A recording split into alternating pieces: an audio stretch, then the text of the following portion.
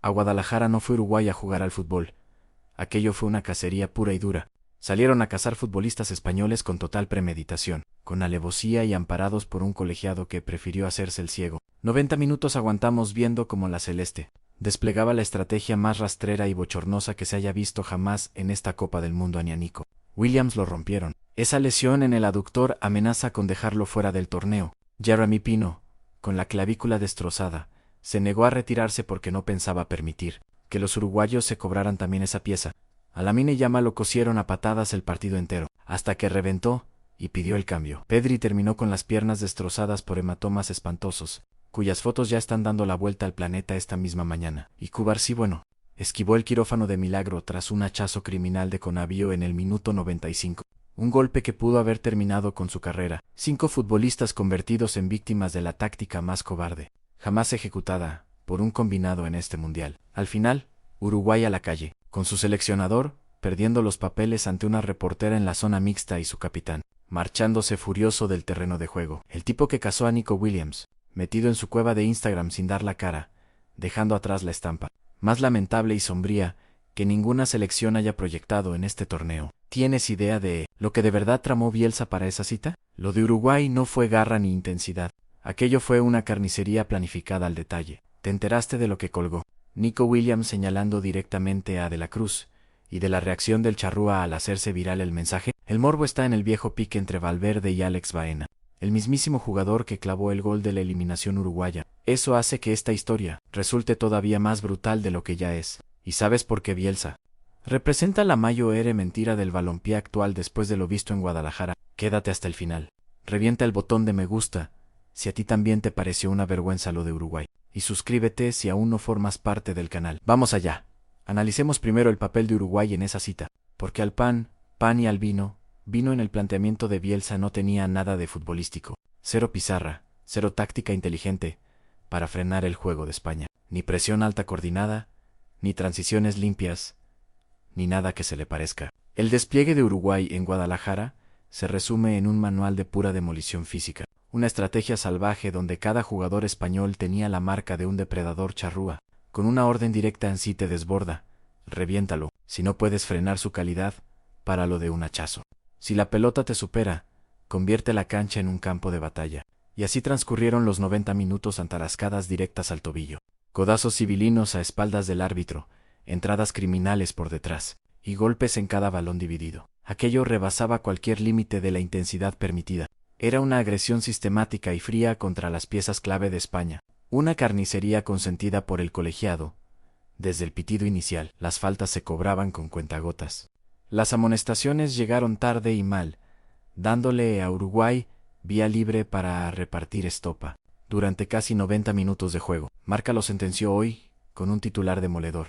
Llegó un punto en el choque donde resultaba prioritario salvar las piernas antes que disputar la pelota. Hablamos de una cita mundialista, del torneo más prestigioso del planeta, y los chicos preocupados por no terminar lisiados. Lo que de verdad enerva no es la actitud de Uruguay, sino la impunidad total de la que gozaron, gracias a un arbitraje nefasto, con un trencilla de nivel y con las garantías de un VAR competente. Esa estrategia carnicera no les dura viva ni 20 minutos. Las cartulinas rojas habrían llovido de inmediato, el castigo habría frenado en seco a los demás y habríamos visto el espectáculo limpio que todos merecíamos. Pero el colegiado hizo la vista gorda y Uruguay estiró esa complicidad hasta el pitido final. Esta mañana, la indignación en la caseta española es absoluta. Hablando sin tapujos, nos molieron a palos, jugaron sucio y el árbitro se convirtió en su mayor cómplice. Nos mandaron a 2 tíos a la enfermería. Semejante rajada es la denuncia más demoledora que un grupo de futbolistas puede lanzar contra un rival en pleno mundial. Nada de juego limpio ni de fricción normal. Uruguay salió a lesionar a conciencia, bajo la mirada cómplice del silbante. Pero ojo, que hay un retrato perfecto de lo que ofreció el cuadro charrúa esa tarde, una secuencia de 30 segundos que condensa la esencia de este bloque y la farsa del proyecto de Bielsa. Corría el minuto 95, con el billete de España asegurado, Uruguay eliminada y el pescado ya vendido. De pronto, Canovio, el tipo que capitaneó, más activo y más visible de la cacería, el que más patadas había metido sin ir al balón, el que debería haber visto la roja en los primeros 20 minutos, y que el árbitro había protegido durante todo el partido recibe la tarjeta roja. Una expulsión que llega tarde, que llega cuando ya no importa nada, que llega cuando el daño está hecho, y Canovio se niega a salir. El árbitro le muestra la roja, y Canovio se queda en el campo. Protesta, se resiste. Tiene que intervenir su propio equipo para sacarle, mientras los jugadores españoles miran atónitos. Un jugador que durante 95 minutos aplicó un plan deliberado de violencia sobre los rivales, que lesionó a varios jugadores españoles, que fue el más activo en la cacería. Se resiste a salir del campo cuando finalmente recibe la tarjeta que debería haber visto en el minuto 15. Eso es Uruguay. Eso es lo que eligieron en Guadalajara. Y mientras todo eso ocurría sobre el campo dentro del vestuario uruguayo, llevaba días cocinándose algo que explica perfectamente por qué ese equipo salió a hacer lo que hizo. Porque la crisis de Uruguay no empezó con el partido contra España. Empezó mucho antes. 4 referentes de la selección Valverde, Rocht, Ugarte y Bentancur pidieron una reunión de confrontación directa con Bielsa antes del partido. Le dijeron que los entrenamientos los destruían físicamente, que habían llegado al Mundial con el cuerpo resentido, que el sistema táctico no funcionaba. 4 de los mejores jugadores del equipo diciéndole a su entrenador, antes del partido más importante, que algo estaba muy mal, y Bielsa respondió, convocando al plantel completo y hablando durante 48 minutos seguidos, sin derecho a réplica. 48 minutos de puro discurso sin oír razones ni bajarse del burro, justificando sus métodos a capa y espada frente a un plantel que le rogaba un cambio de rumbo. Desenterró broncas del pasado y les echó en cara que él había sido el artífice de las carreras internacionales de varios de los allí presentes. 48 minutos sermoneándolos sobre por qué debían acatar sus órdenes a ciegas. Imagínatelo, a las puertas del choque decisivo para Uruguay, sus 4 estandartes, implorando un diálogo para corregir el rumbo, y Bielsa alargando 48 minutos seguidos. Ignorando al mundo. En eso no define a un líder, define a un tipo sordo ante la realidad, y un estratega incapaz de tender puentes con sus propios dirigidos. En el momento más delicado es alguien que ya no tiene el control de la caseta, mucho antes de que el balón empiece a rodar. Por eso, el desastre de Guadalajara no agarró desprevenido a nadie que supiera los trapos sucios de ese grupo. Fue la crónica de una muerte anunciada para un vestuario completamente quebrado. La pena es que los platos rotos de la soberbia de Bielsa no los paga solo él, porque las verdaderas facturas de lo de Guadalajara se las cobraron los muchachos que salieron en camilla y con el cuerpo magullado. Pongamos nombres y apellidos. Arranquemos con Nico Williams, el caso más dramático y sangrante de toda la Copa del Mundo. En el menor de los Williams aterrizó en la cita, tras año y medio de auténtico calvario, por culpa de una pubalgia crónica. 18 meses sufriendo dolores insufribles con solo ir al aseo o subirse al coche, con la incertidumbre de si volvería a rendir al 100% o si pisaría este mundial. Él mismo lo confesó esta mañana en su cuenta de Instagram. An año y medio de calvario, llantos, dudas y salud mental al límite que devoró a base de puro gimnasio y sacrificio para ganarse el puesto. Llegó entre algodones, se dosificó en la fase de grupos, y justo frente a Uruguay empezaba a exhibir su nivel más demoledor. Era un puñal por la banda, el eléctrico, vertical e imparable. Los charrúas no encontraban la forma de frenarlo por las buenas, y ahí apareció De la Cruz. Tramo final del encuentro, Uruguay sentenciada, sin opciones de milagro, y De la Cruz, cegado por la rabia de la derrota incipiente, incapaz de digerir el fracaso, le soltó un viaje por detrás a Nico Williams totalmente a destiempo, olvidándose del balón y buscando el tobillo. Una entrada cobarde, gratuita y mezquina. Un jugador desahuciado ensañándose con un chaval que llevaba 18 meses, remando a contracorriente para vivir ese instante. Esta mañana, Nico Williams explotó en sus redes sociales. Publicó que hoy pasa por uno de los tragos más amargos de su vida, debido a una lesión fruto de una acción del todo evitable, lamentando que un colega de profesión actuara movido por la impotencia, el rencor y la frustración. El post dio la vuelta a la red en cuestión de minutos, encendiendo las alarmas generales.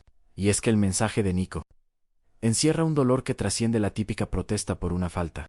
No se quejó solo del golpe actual, recordó el infierno previo, aquel calvario eterno que arrastró con la pubalgia, evocando aquellos días grises donde el dolor le impedía realizar gestos tan cotidianos, como levantarse de la cama o subir al coche, sumido en la incertidumbre de si volvería a correr libre de molestias, y cómo devoró ese calvario, a base de gimnasio y disciplina, para estar a tono en esta Copa del Mundo. Ese trasfondo, toda esa odisea de superación personal que Nico desnudó ante sus seguidores, es lo que vuelve el hachazo de la Cruz un acto todavía más rastrero y mezquino de lo que ya parecía.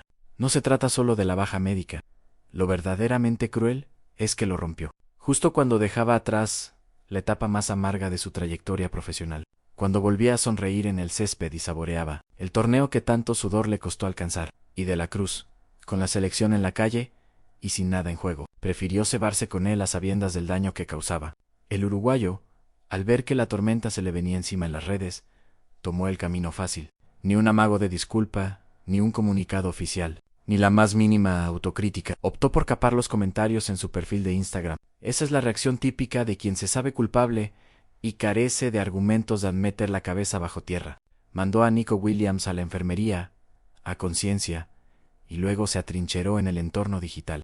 Esa espantada retrata a la perfección al futbolista y el espíritu que exhibió Uruguay en Guadalajara. Lo de Jeremy Pino es, sin duda, la gesta más admirable de la jornada, y a la vez, el motivo de Mayo R. rabia, que deberíamos denunciar colectivamente. Mediada la contienda, sufrió un choque brutal en la zona de la clavícula, un impacto seco que debió apartarlo del terreno de juego ipso facto. Sin embargo, Jeremy Pino se plantó en el césped, con el hueso fracturado, mordiéndose la lengua por el dolor, porque España se jugaba la vida, y se negaba a entregarle a Uruguay otra victoria moral. Dimensionemos lo que implica competir al más alto nivel internacional con la clavícula rota. No hablamos de aguantar 5 o 10 minutos de descuento, sino el tramo decisivo de un cruce a vida o muerte, con la fractura a cuestas en cada control, en cada desmarque en velocidad, chocando en cada balón dividido con defensas corpulentos. El sufrimiento que eso conlleva es indescriptible, para el que no haya pasado por un quirófano similar, pero Jeremy Pino se armó de valor. El equipo lo necesitaba, y su orgullo competitivo le impedía arrojar la toalla. De la Fuente lo tildó de heroicidad en la sala de prensa, y no le falta razón, aunque el hecho de que Jeremy tuviera que inmolarse así es el peor reflejo de la impunidad uruguaya. En un duelo dirigido por un árbitro con un mínimo de autoridad, Jeremy Pino jamás habría terminado lisiado. La entrada que le destrozó la clavícula habría acarreado la expulsión fulminante del infractor, permitiendo que el canario saliera sustituido de forma natural, en lugar de arriesgar su físico. Esta mañana envió un mensaje a la afición. Confirmó que los exámenes médicos ratifican los peores pronósticos, y se perderá lo que resta de torneo, añadiendo que ya cuenta los días para iniciar la rehabilitación y deseando que sus compañeros lleguen a la final. Lamine Yamal fue la diana de una cacería constante. Cada vez que pedía el esférico, un rival aparecía, no con la intención de disputar la posesión, sino de buscar el contacto físico y amedrentarlo. Hablamos de un chaval de apenas 18 años, el talento joven más deslumbrante del panorama internacional. Ese chaval que, con su desparpajo y punta de velocidad, desquicia a las defensas más experimentadas del planeta. Fue el blanco elegido por Uruguay para frenarlo a base de leña ante la falta de argumentos futbolísticos.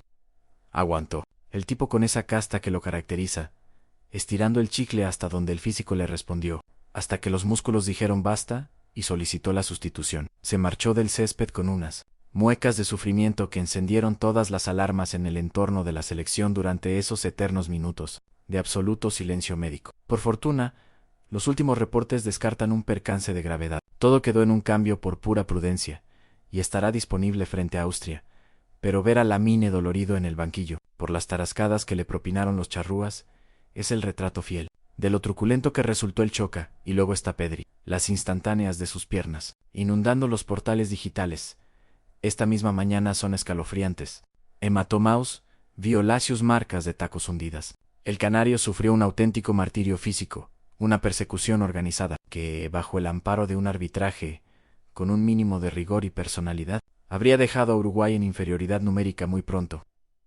Menos mal, que parece haber esquivado la enfermería, y Pedri podrá liderar la medular ante Austria. Pero ver esas pruebas gráficas, contemplar las extremidades de uno de los creadores de juego más talentosos del panorama internacional, acribilladas a patadas tras un partido de fútbol, retrata mejor que cualquier estadística la carnicería que diseñó el cuerpo técnico uruguayo en Guadalajara, y las concesiones que otorgó el silbante a lo largo del encuentro. 2 piezas clave en la enfermería, 2 desahogos en redes sociales, y 2 relatos de sufrimiento ajenos al espectáculo, que jamás deberían empañar una cita mundialista. Mientras tanto, el cerebro detrás de esta barbarie sigue mudando la piel sin asumir su responsabilidad. Bielsa, el mismo estratega que lleva décadas dictando cátedras sobre la lírica del fútbol, los valores morales del deporte y la nobleza competitiva, el que cuenta con acólitos, repartidos por el globo que defienden sus tesis, como si de dogmas de fe se tratara. Ese Marcelo Bielsa considerado por el entorno futbolístico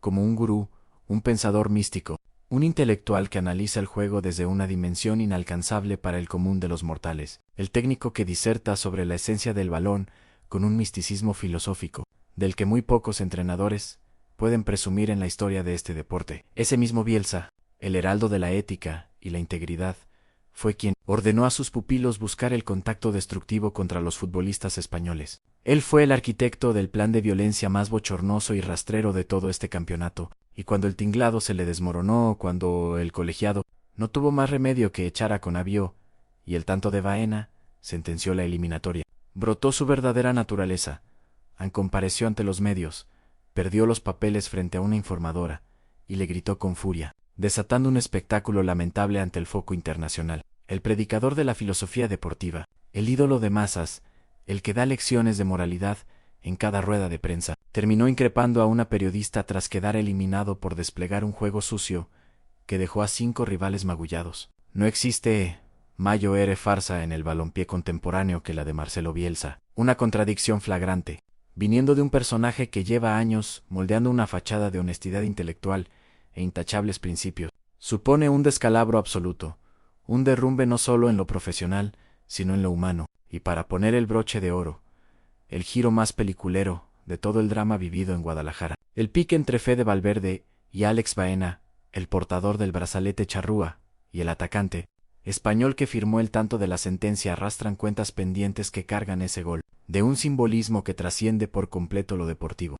Hagamos memoria en mayo de este año, en las entrañas de Valdebíes Valverde y Baena llegaron a las manos en una trifulca que mandó al español directo a urgencias, con un traumatismo cráneoencefálico, costándole al uruguayo una sanción de 500.000 euros, una hostilidad larvada en la competición doméstica, que estalló de la forma más salvaje imaginable. Baena en una camilla, Valverde afrontando la multa más cuantiosa de su trayectoria, y una enemistad manifiesta que el destino aún no había terminado de ajustar. Un mes más tarde, sobre el césped de Guadalajara, Bielsa sentó a Valverde en el minuto 56. El referente de la Celeste, baluarte del Real Madrid, y uno de los interiores más cotizados del planeta, abandonaba el choque más trascendental de su año, con un enfado monumental, esquivando la mirada de Bielsa, omitiendo el habitual choque de manos que protocoliza cualquier sustitución, y rumiando la rabia de quien se siente vendido por el técnico que debía respaldarlo.